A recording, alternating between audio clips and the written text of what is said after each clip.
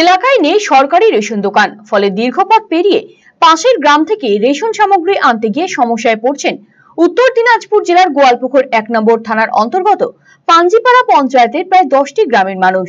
জানা গিয়েছে, বিদ্যাসাগর পল্লী, দেশবন্ধু কলোনি, সরকার পাড়া, শান্তিনগর কলোনি, সাঁওতাল পাড়া এই গ্রামগুলির বাসিন্দাদের রেশন সামগ্রী আনবার জন্য প্রায় ৩.৫ কিলোমিটার পথ পেরিয়ে পাশের গ্রামে যেতে হয়। এই যাতায়াতে সময় নষ্টের পাশাপাশি অযথা হয়রানির মুখে পড়তে হয় গ্রামবাসীদের।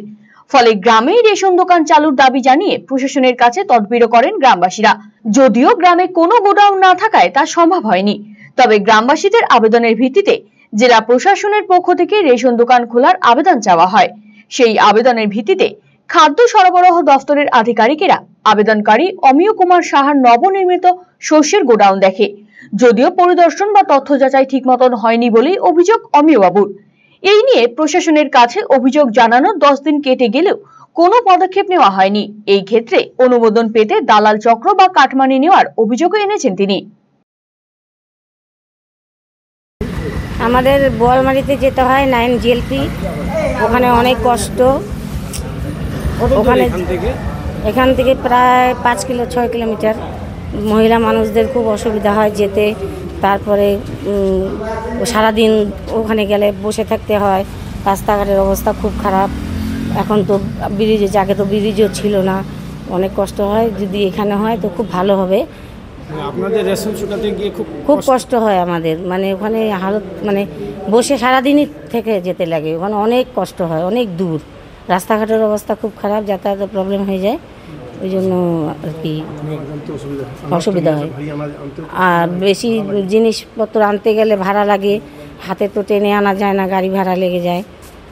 আমাদের মানে দাবি যে এখানে হলে পরে আমাদের মহিলাদের জন্য খুব ভালো হবে, কেন বাড়িতে তো সব সময় বেটা ছেলেরা থাকে না, আমরা মহিলারা যেতে পারবো, আসতে পারবো জিনিসপত্র নেওয়ার জন্য।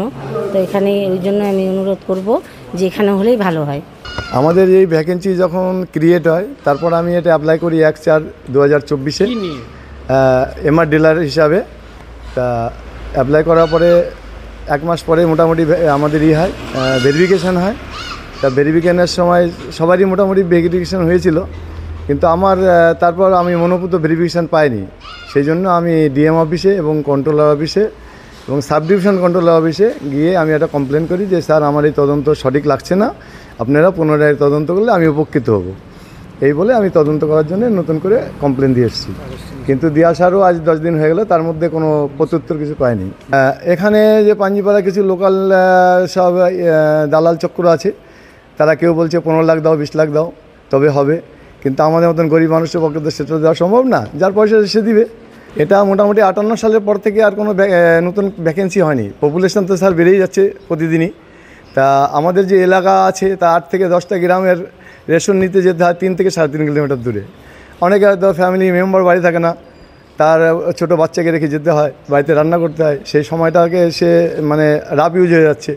হয়তো যেদিন রেশন আনতে যায় সেদিন হয়তো তাকে রান্নাই করা সম্ভব হয় না।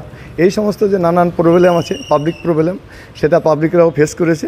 যার জন্যই আমি, আর যখন ভ্যাকেন্সি ক্রিয়েট হয়েছে তখন আমি দেখলাম যে না, করেছি যে হয়তো সবার উপকার হবে আমার হয়ে গেলে, এটা সিদ্ধান্ত নিয়ে আমি আর কি অ্যাপ্লাই করেছি। এখন বাদবাকি সরকারের যেটা ইচ্ছা হবে সেটাই করবে। জবর সেল হোসলা এবার এলো সেল, দারুন সেল, বিগেস্ট সেল। টিভিতে ডিল, মোবাইলে ডিল, ফ্রিজেতে ডিল, সবেতে ডিল। আসছে city's biggest cost to cost offer only at Khosla electronics, আপনার নিজের দোকান। TNC applied. Khosla electronic private limited, ঠিকানা মোহনবাটি বাজার, রায়গঞ্জ জেলা আদালতের বিপরীতে।